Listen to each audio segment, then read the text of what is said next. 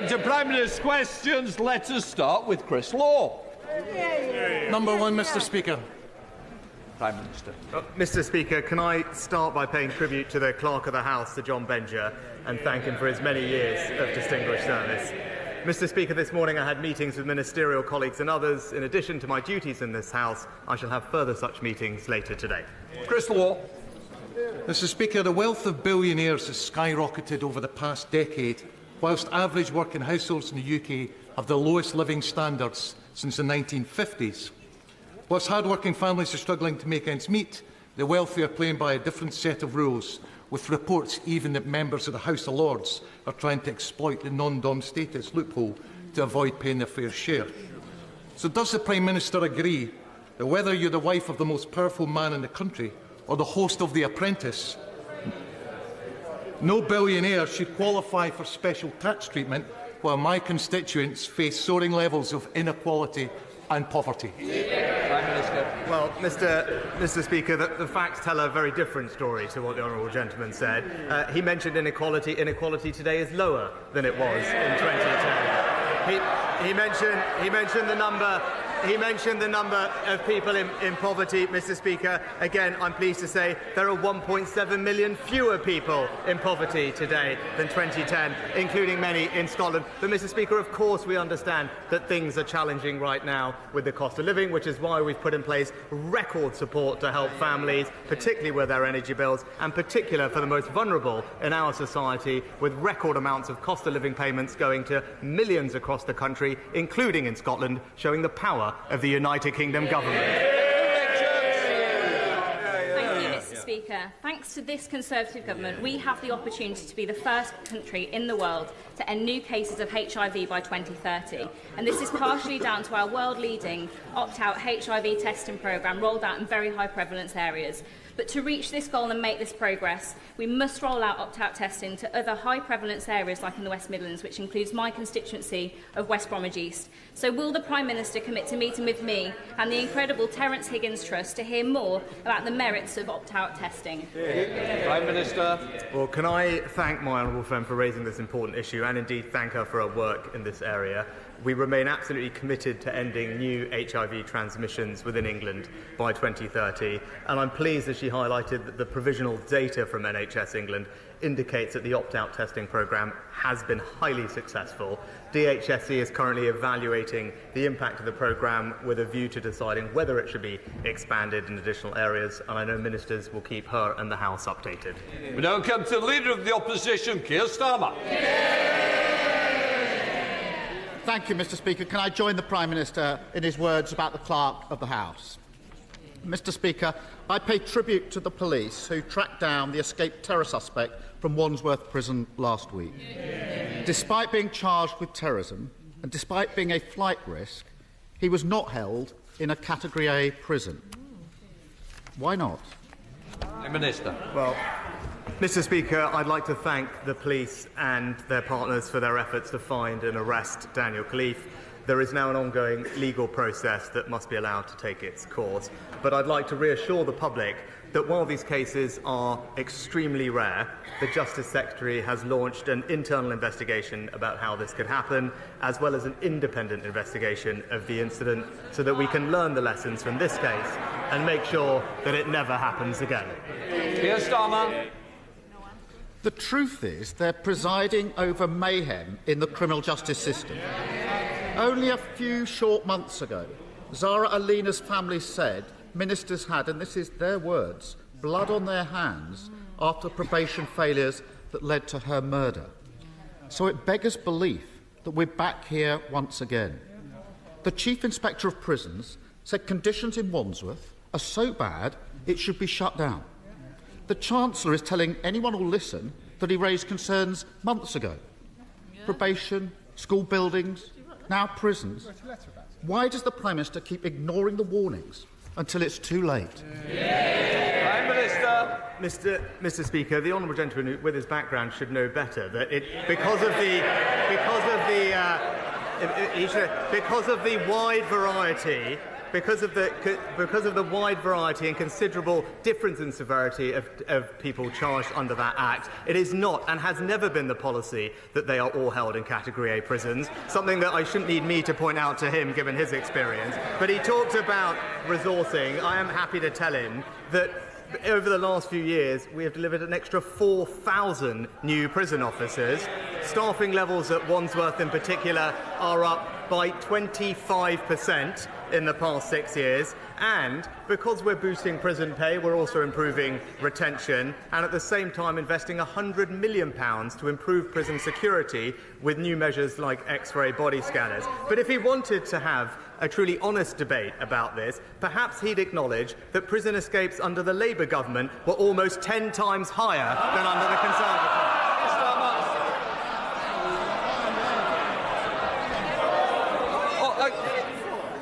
I did say last week, and it will continue this week. Who wants to start this session by leaving? Please do so. I'm happy to help you on your way. Keir Starmer.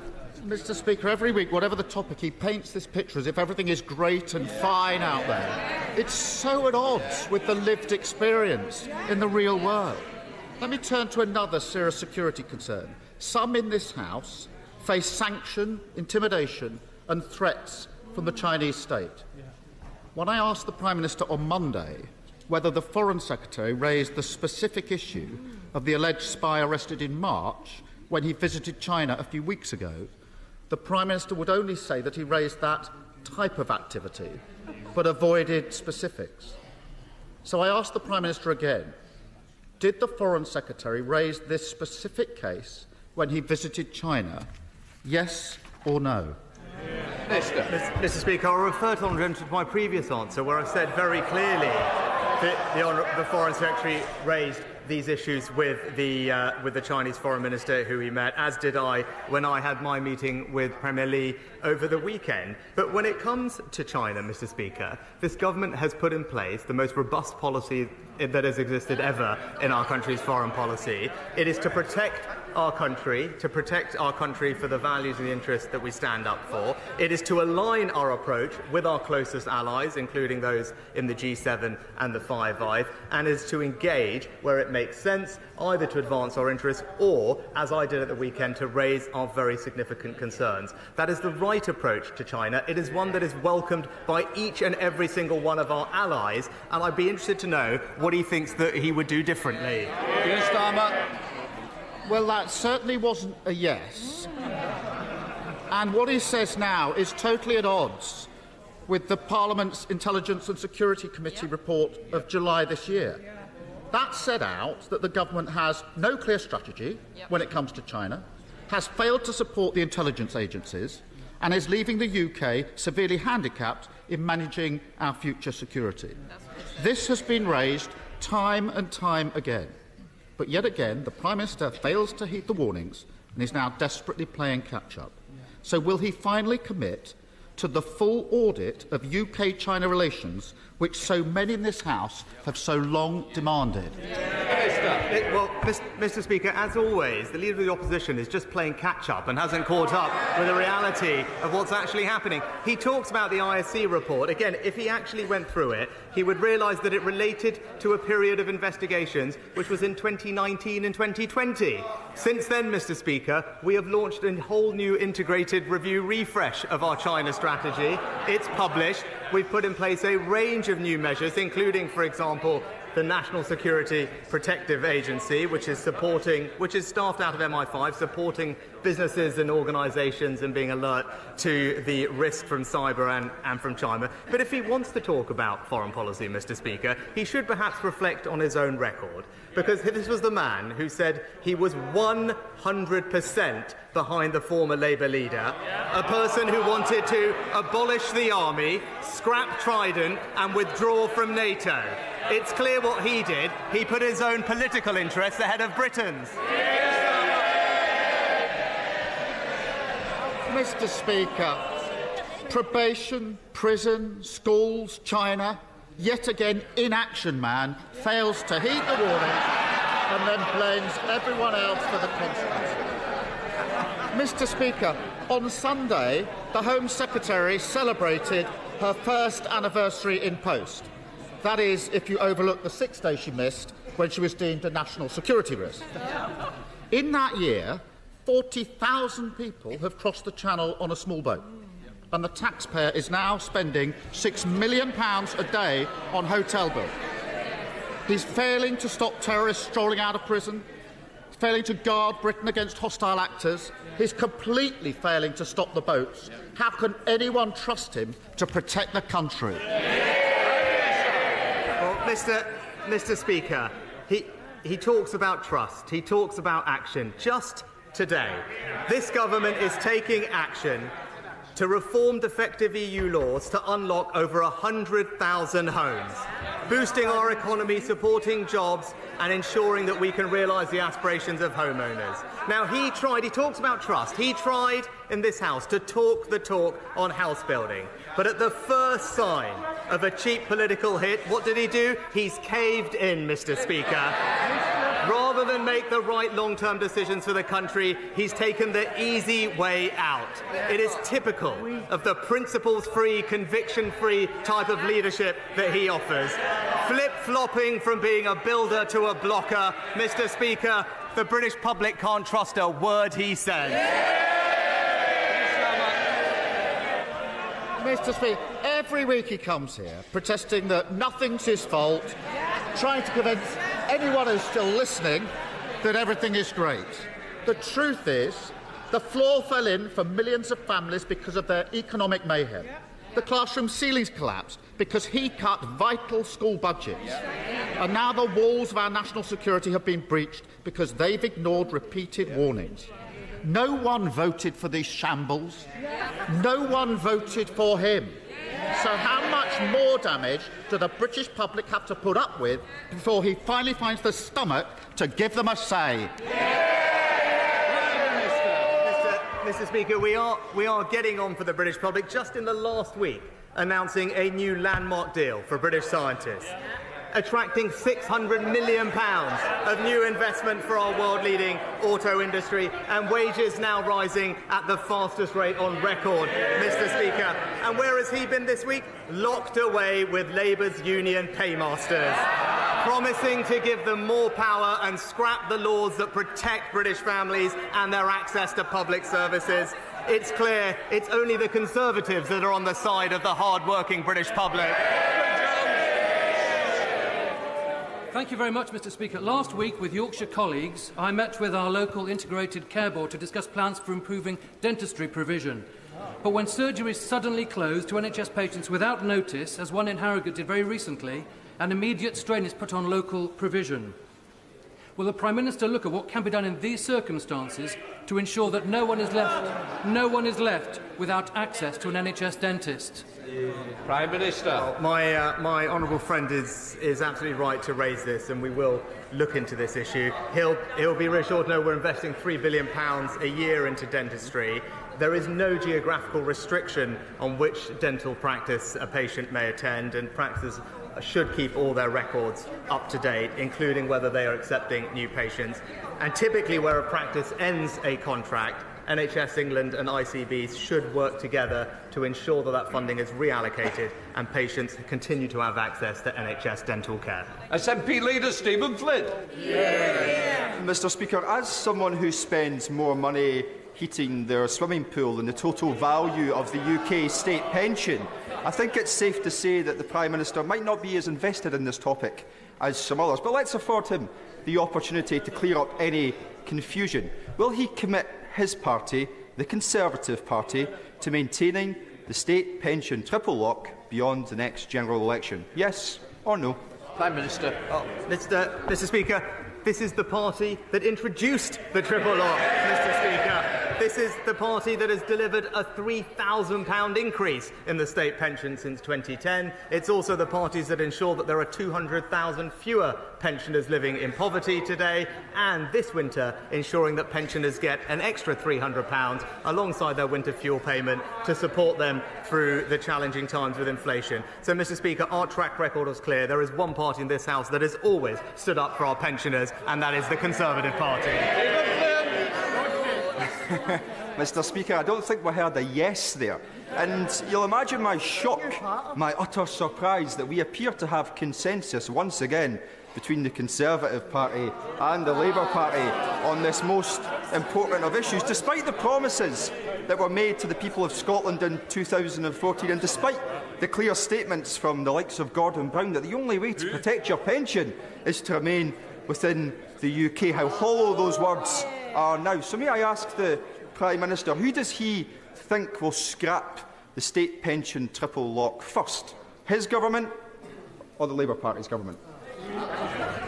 Prime Minister.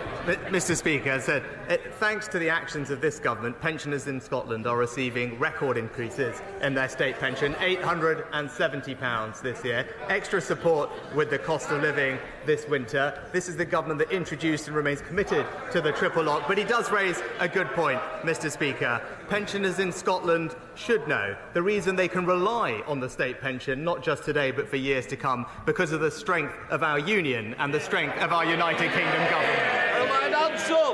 Mr. Speaker, beautiful Eastbourne is perhaps best known as a top visitor destination, but there is important work being done also to put us on the digital map.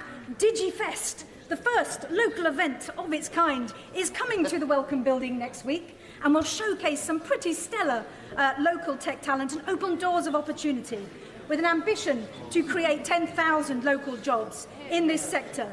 Would the Prime Minister applaud event organisers Chalk, Eastbourne and Switchplane and lay out what this government is doing to make sure Great Britain and Eastbourne is one of the best places in the world to be involved in this continually groundbreaking sector?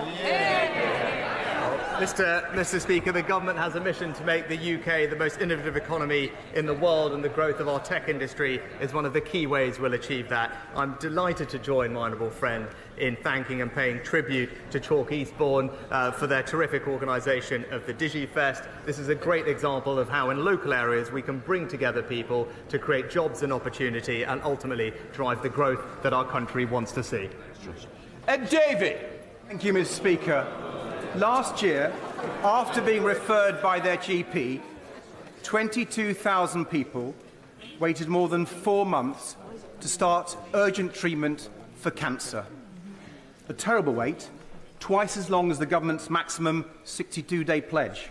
A cancer target it hasn't met once since 2015. We all have loved ones whose lives have been turned upside down by cancer, and we all know that every day counts. Waiting reduces the chances of survival. So will the Prime Minister tell people waiting anxiously to start their cancer treatment, when will this cancer target be met? Minister. Mr. Speaker, it's absolutely right that we do everything we can to speed up cancer diagnosis. The pandemic has had a significant impact on cancer recovery. He'll know that before the pandemic we had something like 200,000 cancer referrals a month, but during the pandemic it dropped to around 80,000, and now as those referrals come through, that's having an impact. But, Mr. Speaker, we're ensuring that there are hundreds more oncologists and radiologists working this year compared to last year. We're rolling out over 160 community diagnostic centres, because the honourable gentleman is right that early diagnosis is key, and that is why, Mr. Speaker, even though there is work to do, cancer treatment today is at record levels. So we are making progress, and the 62-day backlog is now falling. Recently, the NHS wrote to all trusts, streamlining our targets, clinically advised, and now all the focus is on meeting them as quickly as possible. Chris Green. Thank you, Mr. Speaker. In 2017, Bolton Custody Suite was closed by the Police and Crime Commissioner and the then Chief Constable because they had given up on arresting criminals. The new Chief is delivering on the people's priorities so that emergency calls are answered promptly, crimes are investigated and arrests are made, which means the newly reopened custody suite is always full. Will my right honourable friend join me in thanking Greater Manchester Police? And does he think that this approach ought to catch on around the country? Prime Minister. Well, Mr. Speaker, I am delighted with the improvements that have been made in Greater Manchester Police, and indeed the Home Secretary just recently met with the Chief there. They have made significant improvements to answering 999 calls, for example, and have seen almost a 50% year-on-year increase in the number of charges recorded by the force. I very much welcome their focus on getting the basics on crime and antisocial behaviour right, and they are a model for police forces across the country. Ashley Dalton. Thank you. Thank you, Mr Speaker. I thank the Prime Minister for his answer to the Honourable Member for Aberdeen South, but I'm still confused on this matter because just yesterday the Secretary of State for Work and Pensions said that the pensions triple lock is not sustainable. The Chancellor's economic advisers have suggested that it is time to review the policy, but Number 10, when questioned, have said they're committed to it. So, Mr Speaker, which is it? Mr Speaker, this government is committed to the triple lock. It was this government that introduced the triple lock. And she might want to have a word with her own deputy leader, who I don't think provided much clarity on the matter. And remember, Mr Speaker, I think we all remember when it came to pensions, what we can remember is Gordon Brown's 75p a week increase. Thank you, Mr Speaker. Week in, week out, as I meet businesses in my constituency of Meriden, I hear about how artificial intelligence is transforming the way we work in sectors like life sciences, the automotive sector and financial services. Does my right honourable friend agree that artificial intelligence will transform the way humanity will live in the 21st century? And through his upcoming Global AI Summit, will he ensure that appropriate guardrails are put in place to protect society as we become world leaders in this technology? Prime Minister. My honourable friend is right to highlight the incredible power of AI to transform not just businesses and our productivity, but also public services in areas like health and education. But we do need guardrails to allow us to make the most of the opportunities of AI and to address risks. Our regulatory approach sets out a responsible and proportionate approach to AI that balances risk and innovation, and I look forward to working with international partners about how we do this at a global level at our upcoming AI Safety Summit. Cooper. Thank you, Mr Speaker. Luton Airport is trying to massively expand its airport capacity from 18 million passengers per year to a whopping 32 million passengers per year. This will blight the lives of thousands of residents across Hertfordshire and Bedfordshire, and especially in North St Albans, who live under the flight paths, but it will also fly in the face of the advice from the government's own climate advisers. It's been reported that the Prime Minister is getting ready to ignore his climate advisers. Is that true? Prime Minister. No, Mr Speaker, but what I would say is my approach to getting to net zero is not one that requires people to give up doing the things that they want to do and enjoying, like flying. The right thing to be doing is, as we are, investing in new technologies and funding them, things like sustainable aviation fuel, because that's how we'll decarbonise aviation on the transition to net zero, not force people to give everything up. Mr Speaker, when the Prime Minister was Chancellor of the Exchequer, he put the full might of the Treasury behind the 10-year drug strategy, which with its ADA project is now turning lives around across England and Wales. But a key part of that strategy was developing a new approach to possession. He will know from his own constituency that in towns like Andover, in mine, possession is of a huge concern, particularly to parents of young people who spend some time in the town centre. Now, the Home Office issued a white paper on this over a year ago. The consultation closed in October last year. So can I ask the Prime Minister to commit that in the forthcoming King's Speech we can see some legislation to finally deal with this pernicious problem? Prime Minister. Can I thank my honourable friend for all of his work and attention on this area? It was good to work with him on Project ADA in particular. He's right to highlight that drugs destroy lives and families, hitting the most vulnerable in our society the hardest. The 10-year drug strategy, which he helped put in place, is ambitious and backed with a record £3 billion funding. As my honourable friend highlighted, we have consulted on a new drug possession offences framework, and I can assure him that ministers will keep him and this House updated on future plans. Thank you, Mr Speaker.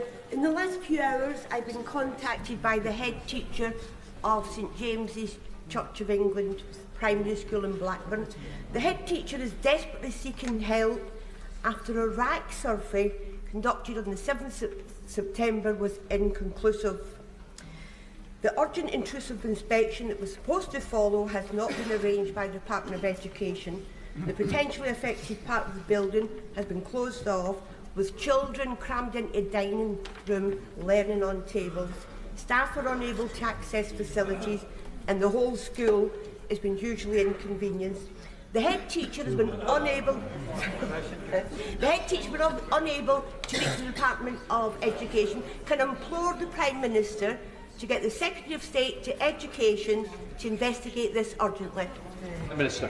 Well, Mr. Speaker, of course, I'm sorry for the disruption at schools as we work hard to identify those affected. But what DfE is doing is fully funding the inspection process, ensuring that we are rapidly now inspecting and surveying all potentially affected schools, paying for that work, but also now with the increase of up to 80 dedicated caseworkers, St James's Primary School, like others, should have a dedicated point of contact to work through those issues. I'll ensure that the Secretary of State and the Department are in touch with the school and the Honourable Member on it for an update. Stephen Hammond. Thank you, Mr. Speaker. Personally, I know the stark impact of dementia and the effect it has on the families of our million citizens who live with it. It was my honour last week to sponsor Alzheimer's research here in the UK to highlight the recent progress on a new diagnostic test and new drugs that could be available as early as next January. I welcome dementia's inclusion in the government's major condition strategy. But would my right honourable friend ask his Secretary of State to convene a dementia medicines task force so that we can take advantage of this progress in research? And would he consider Alzheimer's Research's request for a dementia champion? Prime Minister. Mr. Speaker, can I start by thanking my honourable friend for his work in this important area?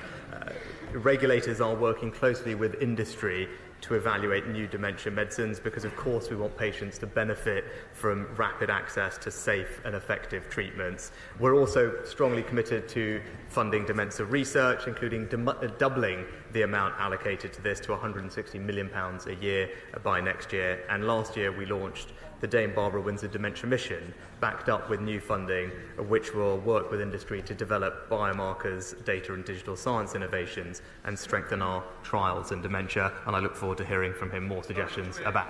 Thank you very much, Mr. Speaker. In the 1990s, under the Conservative government, people were dying because of the length of time they were waiting on NHS waiting lists. In 2023, we've seen an increasing number of people dying while they're on NHS waiting lists before they get treatment. Is the Prime Minister ashamed that people are dying needlessly under his watch? Prime Minister. Well, Mr. Speaker, of course the number on waiting lists has been impacted significantly by the pandemic, but that's why we've put record funding in place to help address it, including new innovations like surgical hubs, same-day emergency care, virtual wards and such like. But I would gently point out to the honourable gentleman, in England, partly the reason that the waiting lists are not coming down as fast as we would like is because of strike action by doctors, something that is supported by him and his colleague, who have stood on the picket lines ensuring that patients cannot get access to care. It is also him and his party that are saying that they will repeal the laws that we have put in place that will guarantee patients safe access to medical treatment in the event of industrial action. So if he wants to make this issue emotional, he should say to people, why is it that he believes patients should be deprived of access to life-saving care because of industrial action, Mr. Closed question. Question 11. Prime Minister. Mr. Speaker, we regularly engage with local partners across the West Midlands to gather insight and intelligence on the economy. Earlier this year, we initiated the Trailblazer Devolution Deal, which will help include measures to help businesses thrive. And I see that just the other week, Business Growth West Midlands was launched by the Mayor, backed with £100 million in funding for business support. Michael Fabricant.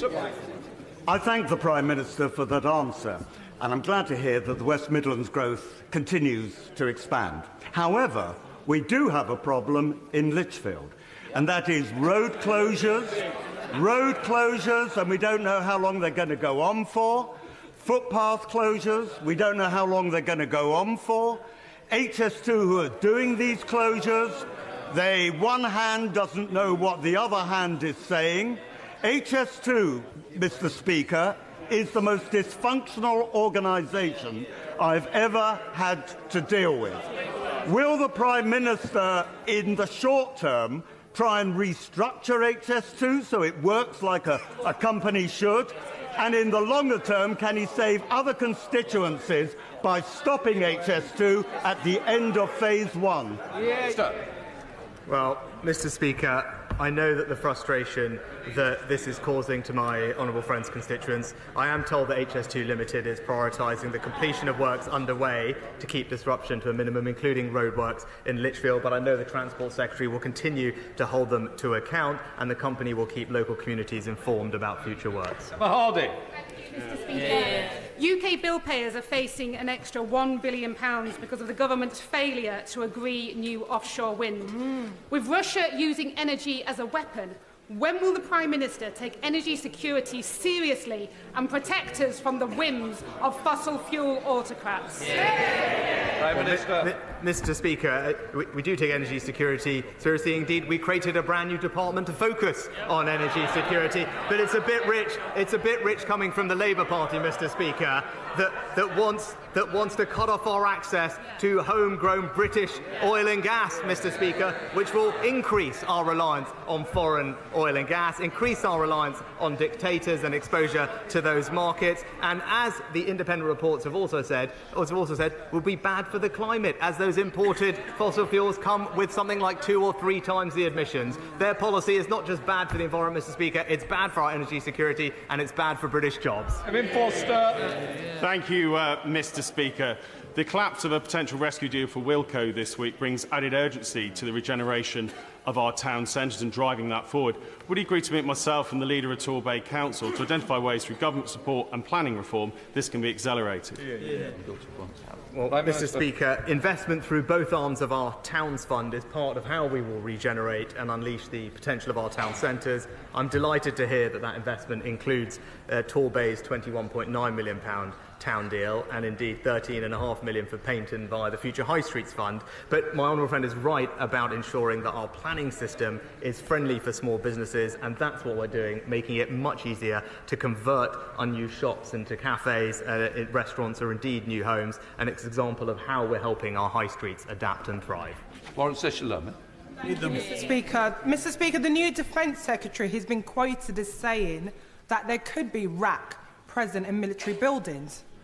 So can the Prime Minister today guarantee the safety of our military personnel and equipment, or is this yet another ticking time bomb that the government has failed to see coming? Prime Minister. Mr. Speaker, actually across the public sector, departments make sure that they follow the technical guidance with regard to RAC, identify and mitigate as required, and as you've seen with example in the NHS, we have moved hospitals affected into the new hospital programme, but also more generally, this is the government that has invested record sums in defence, £24 billion at the last spending review, the single biggest uplift in defence spending since the end of the Cold War.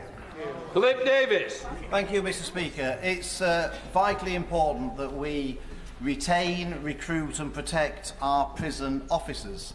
So will the Prime Minister agree to stop any prisoner who assaults a prison officer from being released early from jail? This simple measure will be very popular with prison officers. It will be very popular with the public. And you never know, Mr. Speaker, it might even find favour with the parties opposite, who normally think that the only people who should be in prison are people who misgender people. Well, Mr. Speaker, prisoners, my honourable friend is right, the prisoners who are violent towards people working and living in prisons will and should face the full consequences of their actions. I'm pleased that the recent Police Crime Sentencing and Courts Act actually increased the maximum penalty for up to 2 years imprisonment for those who assault emergency workers, and that includes prison officers. And the Ministry of Justice will continue to press for charges for more serious offences, such as ABH, where appropriate. Sarah Owen. Thank you, Mr. Speaker. At the weekend, 7 global economic powers came together, including India, the US and the EU, to agree a monumental trade agreement, but not the UK. Can the Prime Minister say if he chose not to sign up because he thought it was presumably a bad deal, or was the UK left out altogether because this Prime Minister has as weak a reputation on the world stage as he does at home? Mr. Speaker, I'm not sure if the honourable lady was here for the statement on Monday. I rather assume not. I think what she's describing wasn't a trade deal, so first of all, she should get her facts right. And as I explained on Monday, there are lots of different ways that countries will participate in solving international issues. We at the same conference that she mentioned, the same summit, we announced a record investment to the Green Climate Fund. It is the single biggest investment by this country to help with international climate finance, and it was warmly welcomed by countries at the summit who can see that the UK is taking a leadership role and helping countries adapt and mitigate the impacts of climate change. Brendan Clark-Smith. Thank you, Mr. Speaker. This week we were hit by the devastating news that all Wilco stores would be closing, meaning the loss of 12,500 jobs. And Bassett Law and Worksop are the home of Wilco's HQ and a distribution centre with 1,500 jobs set to go. But Wilco has been mismanaged for years. And in the last decade, over 77 million has been paid out to shareholders. And recently, the HQ was sold for 48 million before being leased back. So can the Prime Minister reassure my constituents and all those nationally affected by the demise of Wilco that he and the government will do everything in their power to help support people into jobs and make sure their redundancies and pensions are protected, and we will take whatever action is available to us to hold the ownership to account? Prime Minister. Well, Mr. Speaker, as my honourable friend knows, some of the topics that he raised will be commercial matters for the company, but I do know that this is a concerning time for workers at Wilco. My right honourable friend, the Business Secretary, is keeping close to developments, and we have already started supporting those who have been made redundant, and we stand ready to support others to the fullest of our abilities. Lillian Greenwood. The head of the Army, General Sir Patrick Sanders, has said the UK must forge an army capable of fighting alongside our allies and defeating Russia in battle. So why is the government still pushing ahead with further cuts of 10,000 troops to the British Army? Well, Mr. Speaker, again, I'd say to the honourable lady, this is the government that has put a record amount into our armed forces, £24 billion. We remain the second largest investor in our defence in NATO, and as we saw at the NATO summit, other countries look to us for leadership. How the armed forces allocate that record funding is a matter for chiefs to make sure that we have the capabilities we need to meet the threats of today. That is a decision that they will make, and we will back them, but no one can doubt our commitment to funding properly the armed forces and ensuring that we keep this country safe. Richard Graham. Mr. Speaker, the Prime Minister has rightly said that democracies like the UK, not authoritarian regimes, should lead the fight on global challenges like development and climate change.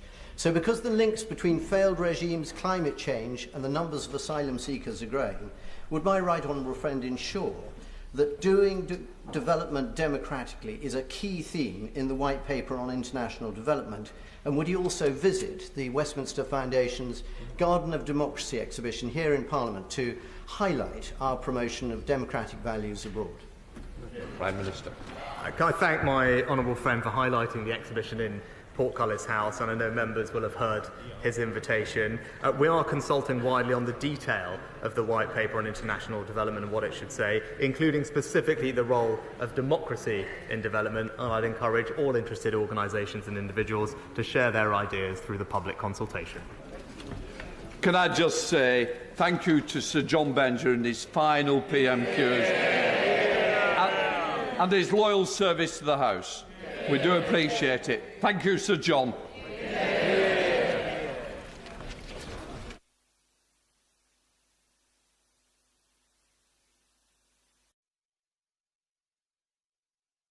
The proceeding has ended.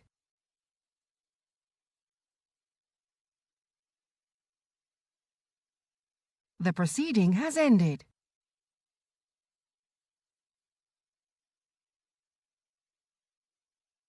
The proceeding